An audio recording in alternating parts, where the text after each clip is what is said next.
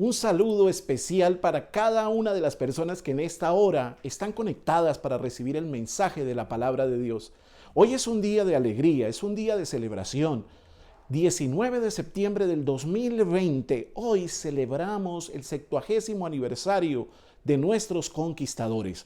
Es un día de alegría y quiero decirte que desde 1950 se estableció el Ministerio de los Conquistadores. Pero sabes, el Ministerio de los Conquistadores no nace en el corazón de algún hombre. Hemos escuchado diferentes personas que Dios usó para que se estableciera este ministerio. Pero yo quiero decirte en esta hora que el Ministerio de los Conquistadores nace en el mismo corazón de Dios. Nunca olvides que esta iglesia, la iglesia adventista del séptimo día, el pueblo remanente de la profecía bíblica, es dirigido por la roca de los siglos, Jesucristo. Y en su corazón nace el propósito de que nuestros jóvenes sean atendidos. Es en el corazón de Dios que nace. Así que es a Dios al que le tenemos que agradecer, es a Dios al que le damos la gloria, porque estos 70 años han sido de gran bendición. El Señor, mirando hacia el futuro, en 1950, permitió que se estableciera este ministerio, ¿sabes? Porque Jesús estaba pensando en ti, estaba pensando en el conquistador del año 2020, estaba pensando en el conquistador del año 2021, 22, 23, estaba pensando en tantos jóvenes que necesitan orientación.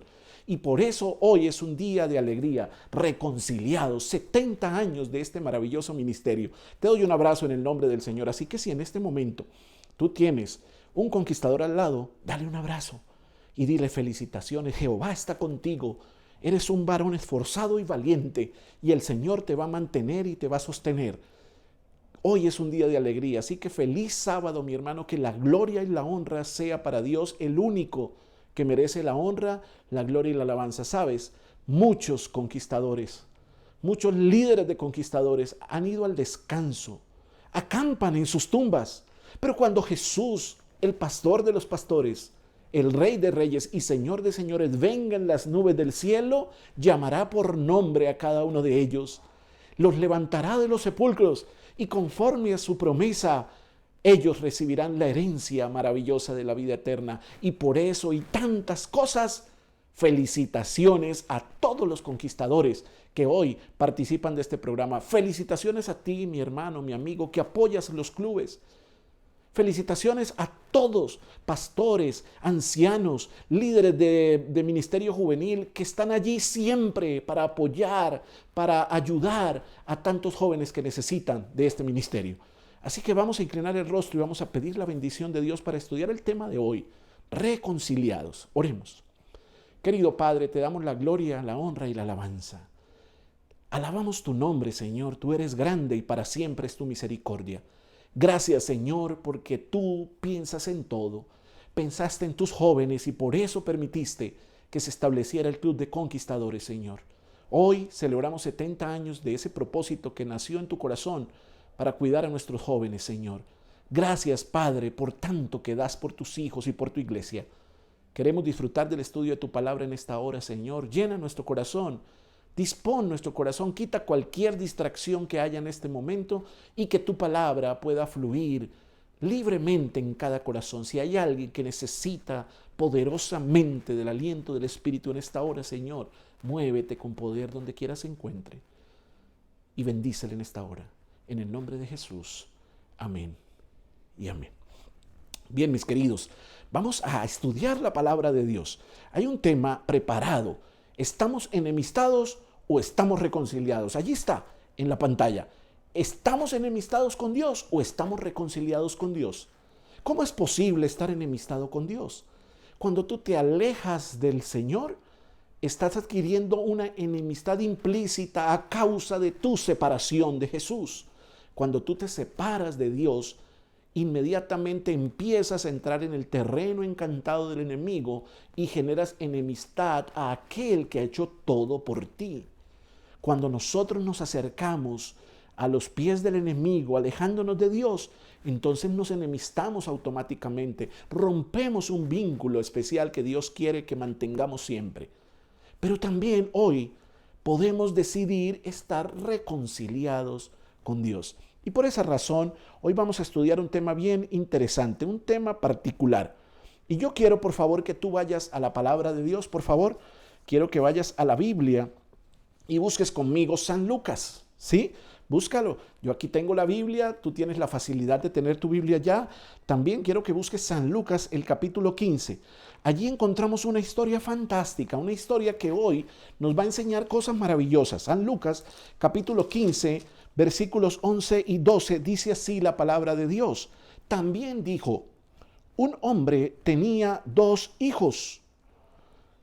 Y el menor de ellos dijo a su padre, Padre, dame la parte de los bienes que me corresponde, y le repartió los bienes. Tremenda noticia. Noticia de primera plana en los periódicos. Noticia en las redes sociales. Joven pide urgentemente herencia a su padre antes de que él muera. ¿No te parece extraño? ¿No ves con un poco de confusión cómo es posible que la Biblia esté mostrándonos que un joven se atrevió a pedirle a su padre la herencia antes que él muera? Yo sufrí una circunstancia muy difícil que no se la deseo a nadie. Yo tuve que despedir a mi padre, él murió muy joven. Y quiero decirte que nunca por mi cabeza pasó por la mente pedir alguna cosa de mi padre. Es más, cuando él murió, el duelo era tan profundo que no estábamos pensando en nada más. Pero este joven de la historia se atrevió a decirle a su padre, Padre, necesito que tú me entregues toda mi parte de la herencia. Yo no sé si hay algún padre ahorita conectado, yo sé que sí. ¿Qué hubieras hecho tú, querido padre, frente a una petición tal? Quizá hay alguno que está diciendo, yo me quito la correa y le digo que herencia, ni que herencia. Alguien estaría diciéndole, le diría a su hijo, ¿usted qué le está pasando? Si quiere irse, váyase, pero usted no le voy a dar ninguna herencia. Quizás algún padre se hubiera puesto sensible y triste de pensar cómo es posible que mi hijo esté más interesado en los bienes materiales que en mí. Pero sabes, el padre de esta historia actuó de una manera sorprendente. Su misericordia fue mucho más allá. Estuvo dispuesto a entregarle los bienes a este hijo rebelde, a este hijo que le estaba haciendo sentir tristeza, que le estaba haciendo sentir dolor. Quizás tuvo que vender algunas propiedades, algo tuvo que hacer para poder entregarle el dinero a su hijo. Porque su hijo con insistencia le dijo, Padre, necesito dinero, necesito oro en mi mano porque quiero ir a disfrutar el mundo. Sabes, mi querido amigo, conquistador, hermano, o amigo que está conectado, es posible que haya conectado en este momento algún amigo que no pertenece a nuestra iglesia. Quiero decirte que muchas veces nosotros llegamos a permitir que se oscurezca nuestra mente a tal punto que llegamos a pensar que en la casa del Padre podemos pasar dificultades. Llegamos a pensar que fuera de la casa del Padre hay alegría y placer. Oh, mi amigo, en el nombre de Jesús yo te digo, no permitas que el enemigo te engañe de esa manera. La historia de la Biblia dice que aquel joven permitió que Satanás tomara el control de su mente, de su corazón. Llegó a pensar que afuera había alegría y en la casa del Padre tristeza. Llegó a pensar que afuera había placer y en la casa del Padre amargura.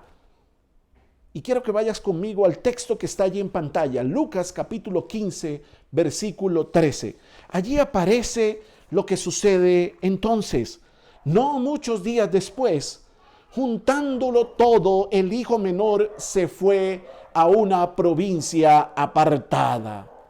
Y allí desperdició sus bienes viviendo perdidamente. Reunió el dinero, su padre triste, la gente que estaba en casa triste, la gente que estaba alrededor estaba entristecida de ver tremendo cuadro. ¿Cómo era posible que aquel hijo tan amado por su padre esté actuando de esa manera? Pero mi amigo, cuando el corazón del enemigo toma el control de tu vida, entonces tú estás transitando el terreno más peligroso. Dice la palabra que este hombre decidió irse a una provincia apartada. Porque cuando tú te dejas controlar del enemigo y del pecado, tú quieres huir, quieres irte lejos, quieres esconderte, quieres que nadie te vea, quieres cerrar la puerta de tu cuarto y encender tu computador, quieres ir a las afueras de la ciudad a buscar un lugar donde deshonrar a tu familia, a tu esposa o a tu esposo. Tú quieres ir lejos a una provincia apartada. Porque cuando no estamos en la voluntad de Dios queremos alejarnos, ir lejos. Y dice el texto que aquel joven se fue a una provincia apartada. Tenía dinero, su padre era adinerado, se llevó muchos recursos. Pero qué triste lo que dice esta parte del texto que tú lo estás viendo allí. Dice que en esta provincia apartada desperdició sus bienes viviendo perdidamente. Qué historia tan triste, qué historia tan dolorosa. Un hijo amado por su padre, un hijo que tenía todo en la casa del padre, tenía el amor de su padre, tenía alimentación provista por su padre, tenía vestido, tenía una casa, tenía un techo, tenía amor, tenía todo para ser feliz, pero permitió que Satanás engañara su corazón.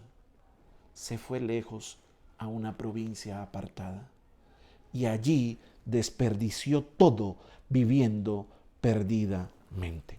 Sabes, mi amigo, hay muchas maneras de vivir perdidamente.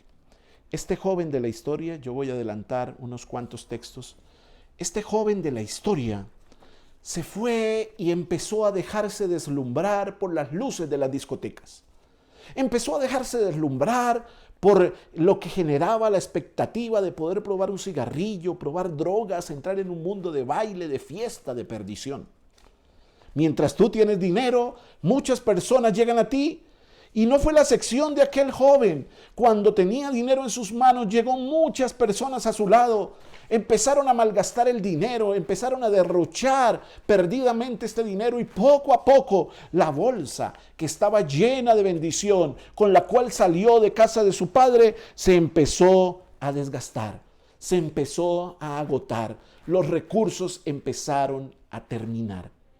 Y aquel joven, en cierto momento de esa vida perdida, llena de desgracia y de tristeza, quizás durmiendo en la calle como un borracho perdido, recordó que ahora ya no tenía qué hacer. ¿Sabes, mi querido? El enemigo te quiere engañar. Satanás te muestra a una dama simpática allá afuera para que pierdas tu hogar. Satanás te muestra a un caballero simpático que aparentemente te habla bonito al oído para que destruyas tu hogar. Satanás te presenta un negocio turbio, extraño, para que tú dañes tu reputación, dañes tu familia y termines privado de la libertad. Satanás te engaña a ti con los videojuegos, con un clic. ¿Pero esto qué es? Esto no es nada. Satanás te engaña con el cigarrillo, el alcohol, la música, con diferentes placeres falaces y vanos. El enemigo te engaña. Y eso hizo con aquel joven. Le engañó, le mostró un oasis, algo falso. Él se fue y vivió perdidamente. Este joven, cuando se dio cuenta que no tenía dinero, que había vivido perdidamente, entonces se dio cuenta que ya no tenía nadie. Sus amigos se fueron, las personas que aparentemente estaban con él lo abandonaron, ya estaba totalmente solo. Y yo quiero, mi querido, que tú puedas leer conmigo este texto de Hebreos capítulo 2, por favor búscalo, Hebreos capítulo 2, versículo 11. Hebreos capítulo 2, versículo 11 dice, tanto el que santifica como los que son santificados tienen un mismo origen, por lo cual Jesús no se avergüenza de llamarlos hermanos. Jesús no se avergüenza del pecador que ha descendido a las profundidades del pecado. No se complace con sus actos, pero no se avergüenza de él. Jesús ama a sus hijos. Los que somos padres sabemos lo que implica ver a un hijo sufriendo, a un hijo lejos de Dios. Pero cuando tú ves a un hijo sufriendo, tu corazón se enternece en favor de él. No importa nada. Pues mi querido, Jesús se enternece de la misma manera. Y Jesús no se avergüenza de llamarnos hermanos. Somos sus hermanos, somos su creación. Él nos compró por creación y por redención. Jesús te formó desde el vientre de tu madre. Jesús formó a Adán y a Eva. Jesús te recreó cuando en la cruz del Calvario, allí pendiendo de esa cruz en el Gólgota, estuvo dispuesto a morir por ti. Y sabes, eso enternece el corazón. Eso enternece el corazón. Y yo quiero decirte, quiero que volvamos aquí atrás y podamos leer el texto que está en Lucas capítulo 15, versículo 17 al 20. Quiero por favor que vayas en tu Biblia conmigo a Lucas capítulo 15, que es el texto que está aquí en pantalla. Lucas capítulo 15, versículo 17 al 20. Y dice así la palabra de Dios. Volviendo en sí, dijo, reaccionó en medio de su crisis, en medio de su dolor, en medio de su tristeza, en medio del autoanálisis que hizo de cómo derrochó el dinero que su padre con tanto amor le dio, en medio de la tristeza de saber que tenía todo en casa del padre y por vivir una vida aparentemente llena de placer, la destruyó. Pero llegó algo importantísimo y yo alabo a Dios en esta hora. El Espíritu Santo hoy quiere hacer algo contigo. El Espíritu Santo quiere tocar tu corazón. Quizás hay un conquistador hoy en casa que necesita el toque del Espíritu Santo. Quizás hay algún guía mayor que se apartó de Jesús y por alguna razón hoy el Espíritu está permitiendo que tú veas este mensaje. Quiero decirte que el Espíritu Santo está quebrantando tu corazón, rompiendo ese corazón de piedra que no reconoce la necesidad de Jesucristo. Pero había llegado el momento de aquel joven. El Espíritu quebrantó su corazón y cuando estaba en el momento más crítico de su vida, ahora dice el texto que volviendo en sí, dijo, ¿cuántos jornaleros en casa de mi padre tienen abundancia de pan y yo aquí perezco de hambre? Cuando él estaba allí en la desgracia, dijo, pero en la casa, aunque sea de servidor, estaría mejor que acá. Estaba revolcándose en medio de los cerdos, de las cosas más deplorables que existían en la época. No había una condición más extrema que estar alimentándose de la comida de los cerdos. Para un judío, comer de la comida de los cerdos era la condición más extrema. Es decir, este joven de la historia que estamos estudiando hoy, o de la parábola que presentó Jesús, había descendido al punto más extremo donde alguna persona puede descender.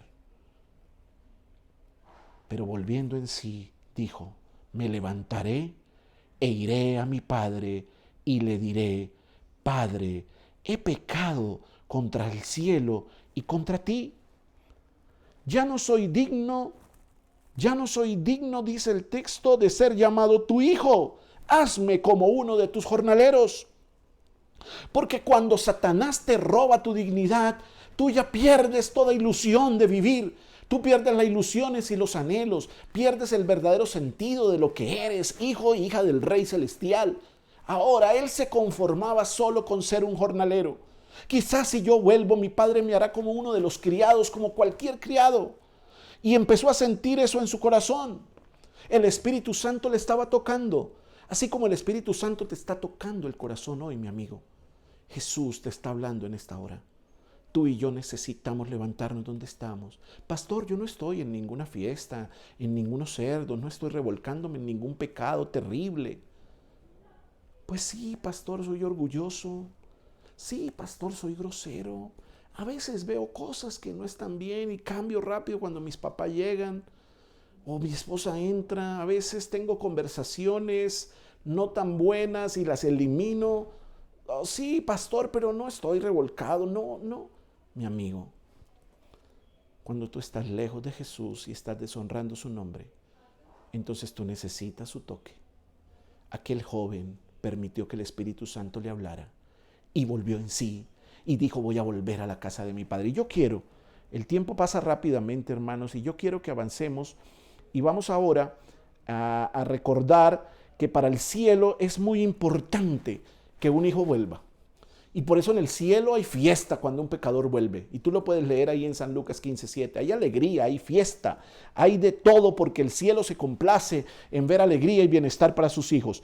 Pero yo quiero, por favor, que veamos ahora a continuación lo que sucede. Dice este primer punto, y quiero que lo busques allí está el texto, Salmo 33, 18. Lo primero que vamos a analizar es que cuando él vuelve, su padre lo ve. Dice Salmo 33, 18, he aquí los ojos del Señor están sobre los que le temen, sobre los que esperan su misericordia. Alabado sea el Señor. Dios tiene los ojos puestos en sus hijos. Dios no pierde de vista a Carlos, a Pedro, a Andrés, a Julián, a Gerardo, a Fabián, a Pedro, a Ludwig, a Carlos, a Samuel, a Daniel, a Juan David, a Tatiana. A nadie pierde de vista el Señor. Su amor por sus hijos supera nuestra comprensión y nuestro entendimiento. Dice el texto que los ojos de Jehová están. Y cuando vemos el texto encontramos que su Padre está a lo lejos esperándolo. Cuando tú vas a la Biblia en San Lucas 15 y lees después del verso 20 vas a encontrar que el Padre lo vio a lo lejos. Y el segundo punto dice, quiero que sigas con mucha atención, el segundo punto dice que su Padre fue movido a misericordia. Cuando su Padre vio a su Hijo, olvidó la herencia. Olvidó lo que tuvo que hacer, olvidó todo porque la ilusión de aquel padre estaba en reencontrarse con su hijo. Lo vio a lo lejos y fue movido a misericordia. Pero Dios, que es rico en misericordia, y yo alabo el nombre de Dios en esta hora, mi hermano, en esta mañana de sábado, ya acercándonos a la tarde, quiero decirte que yo alabo al Señor porque Él es rico en su misericordia, porque por su gran amor con que nos amó, aún estando nosotros muertos en nuestros pecados, nos dio vida juntamente con Cristo, porque por gracia sois salvos. Alabado sea el nombre de Dios. Mi amigo, nuestra salvación no depende de nuestras fuerzas, de nuestras habilidades, de nuestras capacidades. Somos salvos por la gracia de Jesucristo. Solo Jesucristo pudo tocar el corazón de aquel joven para que regresara a casa. El poder del Espíritu Santo le hizo volver en sí. No hay fuerzas en nosotros para vencer el pecado, para vencer nuestras tendencias, nuestros gustos, nuestras inclinaciones, nuestros caprichos. No tenemos fuerza para vencer hábitos de la pornografía, del trago, del alcohol, de las malas palabras. No tenemos fuerza para hacerlo. Pero hay gracia en Jesucristo. Su misericordia supera nuestra comprensión. Y aquí viene algo hermoso, algo especial. Algo maravilloso. El padre corrió. El hijo estaba todavía lejos y su padre salió corriendo. Yo no sé cómo puedes tú imaginar esta escena. Pero yo quiero imaginar a Jesús corriendo a encontrar a un hijo perdido. Yo quiero imaginar a Jesús en la puerta de la casa, viendo a lo lejos cada día y esperando con ilusión en qué momento su hijo iba a regresar. ¿Cuánto necesitamos comprender el amor de Dios? Su padre corrió. Y yo quiero que tú imagines a un Jesús corriendo a rescatar a Andrés, a Julián, a Sandra, a Sara, a Juliana. Yo quiero pensar en un Jesús corriendo ahorita hasta donde tú estás, en tu casa, en medio quizás de la tristeza, en medio a veces del orgullo, porque a veces nos cuesta reconocer que necesitamos de Jesús. Él corrió. ¿Saben? La gente había criticado mucho todo esto, lo que aquel muchacho había hecho. Y por eso su padre fue a protegerlo, a cuidarlo, a alcanzarlo allí donde estaba. ¿Y qué pasó después? Dice el texto que antes de que el pueblo se burlara, el padre le da seguridad. Se echó sobre su cuello, lo protegió, lo cubrió. Mi amigo querido, mi conquistador, mi líder de la iglesia, mi hermano, familiar, persona que está viendo este mensaje donde quiera esté. Yo quiero decirte que Jesús quiere protegerte y cubrirte de la tristeza, del pecado que a veces te asedia. Jesús quiere llevar esa carga por ti, perdonarte y limpiarte. El texto dice que aquel padre se echó sobre su cuello, se emocionó con él, lo abrazó. ¡Qué momento tan especial! No quería soltarlo. Hijo mío, ya te tengo aquí, nunca más te voy a soltar. Soy tu padre, te amo. Y aquí viene algo muy lindo, algo muy tierno, hermano. Si hay algo tierno es un padre dándole un beso en la mejilla a su hijito. Un padre abrazando a su hijito con cariño y ternura. Y dice el texto que el padre lo besó. Corrió. Bueno, en primer lugar lo vio, fue movido a misericordia, corrió, lo abrazó y ahora le da un beso diciéndole: hijo, yo te perdono. Yo te perdono. Yo no quiero que vivas más lejos de mí, yo quiero que vengas aquí.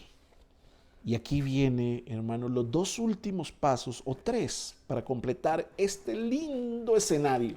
Un escenario de perdón, de reconciliación. Ellos se habían enemistado, aquel joven se enemistó con su padre, pero ahora va rumbo a la reconciliación. Ahora volvió en sí, va a la casa del padre, el padre lo ve, es movido a misericordia, corre hasta donde está, le abraza, le besa, pero ahora no solo le abraza y le besa, sino manda a sacar el vestido, le devuelve su autoridad, le devuelve su lugar en casa, en la familia, vuelve y lo dignifica, le da el lugar y no solo, mi hermano, lo viste, sino también le manda a poner el anillo. ¿Sabes por qué le puso un anillo? Porque el anillo era símbolo de la autoridad familiar para documentos. Es decir, le dijo: hijo mío, yo confío en ti ahora. Puedes sellar por mí, puedes firmar por mí. Tú eres un hijo mío nuevamente. Estabas perdido y has sido hallado. Y finalmente, hermanos y amigos conquistadores, para culminar esta sección, cuando el hijo regresa, mandó a traer el becerro gordo, lo mató e hizo una fiesta. Cuando el padre realiza la fiesta, lo está dignificando delante de todo el pueblo. Mi hijo era perdido y ha sido hallado. Está nuevamente en casa. Tiene mi respaldo, tiene mi perdón. Qué bonita historia, mi querido amigo conquistador. Qué parábola que Jesús utilizó para que la gente de la época y de los siglos a través de la historia y hoy en el 2020 podamos entender su tremendo amor. Saben, esta historia usualmente se llama el hijo pródigo. Pero a mí me gustaría muchísimo que esta historia se llamara el padre pródigo. Y de pronto alguien dirá: pero pastor, ¿por qué dices eso? No, no digas eso. La palabra pródigo significa que es generoso en extremo. O sea, una persona pródiga es una persona que da en abundancia. El hijo pródigo fue pródigo porque gastó en abundancia, derrochó todo el dinero. Pero ahora vemos un Dios pródigo, un Dios que ama, un Dios que no tiene límite. Un Dios que enseñó a Pedro que no solamente perdonemos 3 veces, sino 70 veces 7. Un Dios que se complace en recibir a sus hijos que con corazón humilde aceptan su equivocación, reconocen su culpa, reconocen su pecado y anhelan salvación, anhelan vida eterna. Yo quiero, el tiempo se fue, yo quisiera poder seguir aquí, estoy emocionado. Tú estás sentado quizás allí en un mueble, veo aquí a alguno en un mueble, en otro mueble, en una silla, muy cómodo, yo estoy aquí de pie. Pero yo quiero decirte que hay algunos consejos que queremos seguir y yo quiero que los sigas conmigo. Aquí vamos a ir al anterior. Quiero recomendarte algo. Primero, nunca, por favor, nunca, y guarda esto en tu corazón, nunca te separes del Padre. No pidas la herencia antes de tiempo. Ya viene la herencia de la vida eterna, la corona de la vida. Ya Jesús te va a colocar la corona que te va a señalar como un heredero de la salvación y de la vida eterna. Nunca te separes del Padre. Aprovecha todo lo que tienes para amistarte con el Padre. Estudia su palabra. Haz el culto con tu familia. Participa de las cosas que Dios provee a través de su iglesia. Estudia la Biblia, conságrate a Él, búscale cada día, haz todo lo que tengas que hacer. Mientras haya vida, por favor, levántate y reconcíliate con tu Padre. Es posible que alguien esté distante del Padre hoy y necesita reconciliarte. Y por eso yo te digo en el nombre del Señor en esta hora, levántate hoy.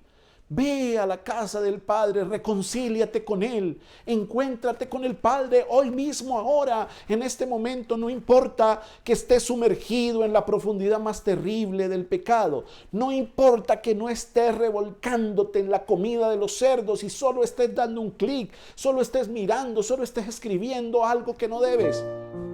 hoy, mi querido amigo, este sábado, podemos reconciliarnos con Dios. ¿Deseas aceptarlo como tu Salvador personal? Si en este momento tú quieres entregarle tu corazón a Jesús, yo quiero que allí donde estás en casa, por favor, mi amigo, dile a Jesús: Señor, necesito reconciliarme contigo. Y yo quisiera que en este momento tú puedas cerrar tus ojos, inclinar tu corazón, inclinar tu orgullo, entregarle el orgullo y dile a Jesús en esta hora: Señor, quiero que me limpies, quiero que me hagas una nueva criatura, quiero ser reconciliado contigo, quiero ir a la casa del Padre, disfrutar de su abrazo, disfrutar de su beso, de la autoridad que Él me confiere como su hijo, y portarme y ser realmente como un hijo o una hija de Dios. Acompáñame y pidamos la bendición de Dios. Querido Padre y buen Dios que estás en el cielo, te damos la gloria en esta hora. Queremos reconciliarnos contigo, Padre. Queremos, Señor, que tu nombre sea alabado y glorificado con nuestra vida. Perdónanos porque hemos querido alejarnos de la casa del Padre, pero hoy, Señor, queremos volver a tus pies. Hoy, Señor, queremos correr a tus brazos. Hoy queremos que el cielo se vista de alegría en medio de esta celebración, porque una oveja, un pecador fue hallado, estaba perdido y fue hallado nuevamente. Que tu nombre sea glorificado.